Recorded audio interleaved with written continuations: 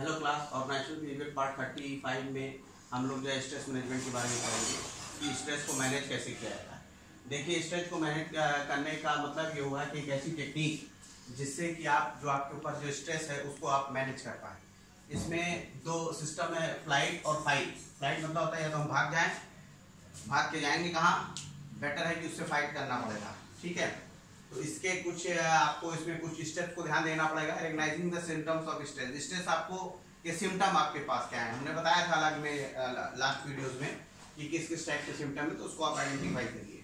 फिर किस कॉज से, कारण क्या है स्ट्रेस का। फिर taking actions to address the cause.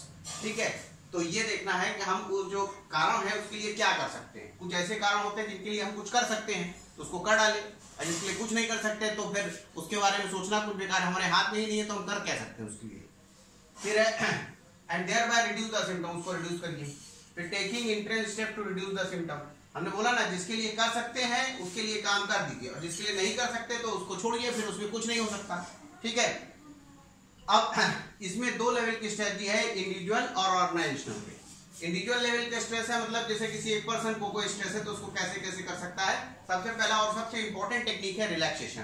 Proper relax नहीं लीजिएगा तो फिर आपको स्ट्रेस बने रहेगा। रात में नहीं सोइएगा, किसी भी कारण से बॉडी क्लॉक को उल्टा कर दीजिएगा, रात में जगेंगे दिन में सोएंगे, तो ये सिस्टम जो है आपको प्रॉब्लम हमेशा करेगा। फिर है टाइम मैनेजमेंट। जो लोग टाइम मैनेजमेंट नहीं है, बतियाने लगे तो बतियाने ही लगे, टीवी देखने लगे, पिक्चर देखने लगे तो वही काम करने लगे, किसी एक काम में गपिया रहे ऑफिस में बैठ के तो वही हो रहा है, तब तो फिर आपके लिए दिक्कत होगा क्योंकि काम सफर करेगा। ठीक है, तो टाइम का प्रॉपर मैनेजमेंट होना जरूरी है। फिर है रोल मैनेजमेंट। आपसे क्या उम्मीदें हैं लोग, वो एकदम क्लियर होना चाहिए। रोल का ओवरलोड नहीं होना चाहिए। फिर है रोल के लेके इम्यूनिटी नहीं होना चाहिए, मतलब ये कि कहीं पे आपको कहा जा रहा है किसी एक तरह से काम करने के लिए, कभी कहा जा रहा है किसी एक तरह से काम करने के लिए, तो फिर वो प्रॉब्लम क्रिएट करेगा। ठीक है, और रोल कॉन्फ्लिक्ट को भी अवॉइड करना चाहिए।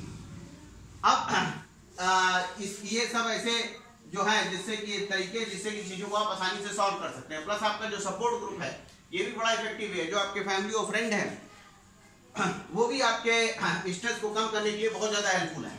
और एक और टेक्निक होती है जिसको मेडिटेशन कहते हैं। ठीक है, तो ये भी एक अच्छी टेक्निक होती है स्ट्रेस को खत्म करने की। अब नेक्स्ट जो आते हैं हम लोग ऑर्गेनाइजेशनल स्ट्रेटजीज के ऊपर आते हैं। ऑर्गेनाइजेशन भी स्ट्रेस को कम करने के लिए कुछ टेक्निक्स को यूज कर सकती है।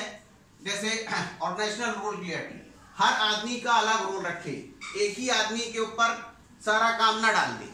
जैसे कई कई जगह हो जाता है accountant cum clerk cum supervisor cum ये, तो कम मतलब आप रोल उसके ऊपर डालते हो, क्या क्या करें वो।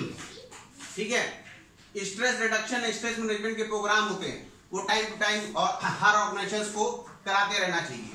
फिर पर्सनल वेलनेस के जो प्रोग्राम है, हेल्थ का development programme, career development programme, ये हमेशा होता रहना चाहिए। और ऑर्गेनाइजेशन का जो क्लाइमेट है वो बड़ा सपोर्टिव होना चाहिए।